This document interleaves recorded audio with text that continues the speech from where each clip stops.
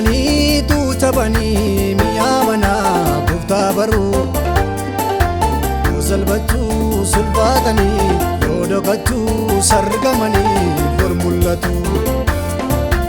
Miidhamanii tuutabanii mi'aa manaa gooftaa baruu yoo salphachuu sulphaatanii yoo dhokachuu sargamanii bor mul'atu. Arguunis nyaachuun miti dhiisuunis gatuun miti madaalama. Salphina keerraa ulfinni jira kan dhokkatus callisi taa'ee boor ilaalama.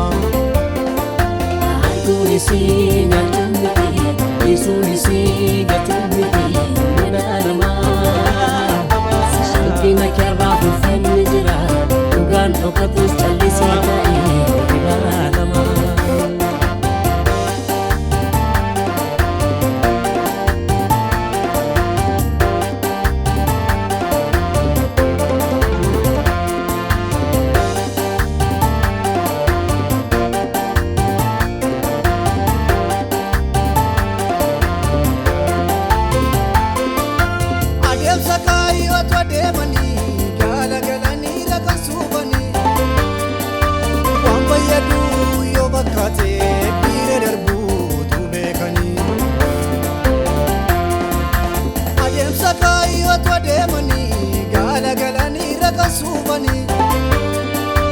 Waan fayyadu yoo bakkaate bira darbuutu beekani.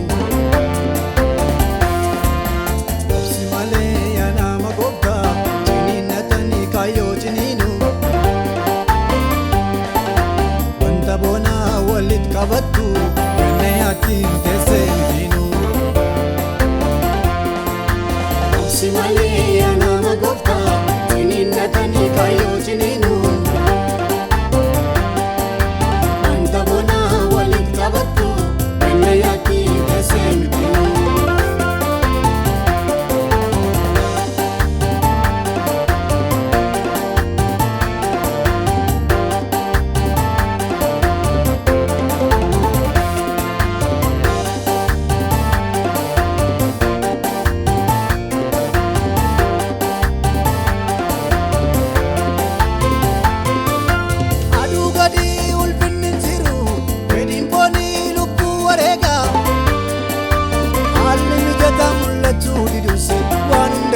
Waaqayyo beeka aduu gadi ulfinni jiru fedhiin foonii lubbuu wareega haalli mijataa mul'achuu didus waan hundasaa Waaqayyo beeka. Gaana malaatti gaaffii kee harkaan fuudhiini galgala waan dubbatee nonnisu soddatti baana balbala. Gaana malaatti gaaffii kee harkaan fuudhiini galgala waan dubbatee nonnisu soddatti baana balbala.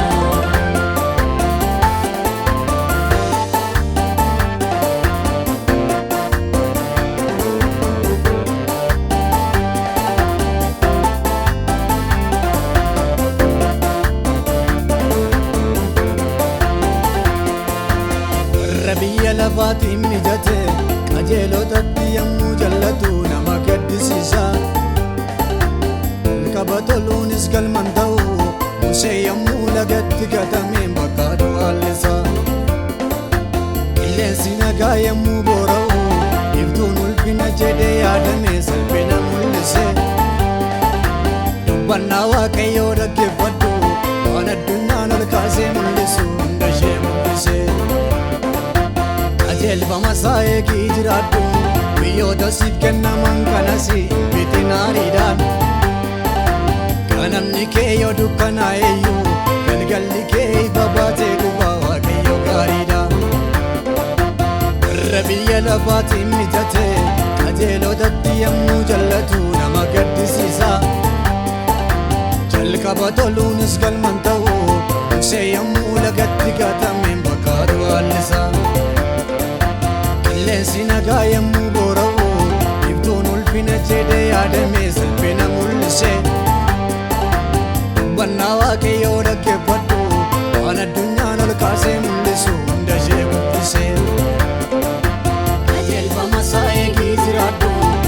guyyoota siif kennaman kanasi bitinaariidhaan ganamni kee yoo dukkanaa'eyyuu galgalli kee babaatee dubbaa waaqayyo gaariidha. Gaariidha waaqayyo gaariidha.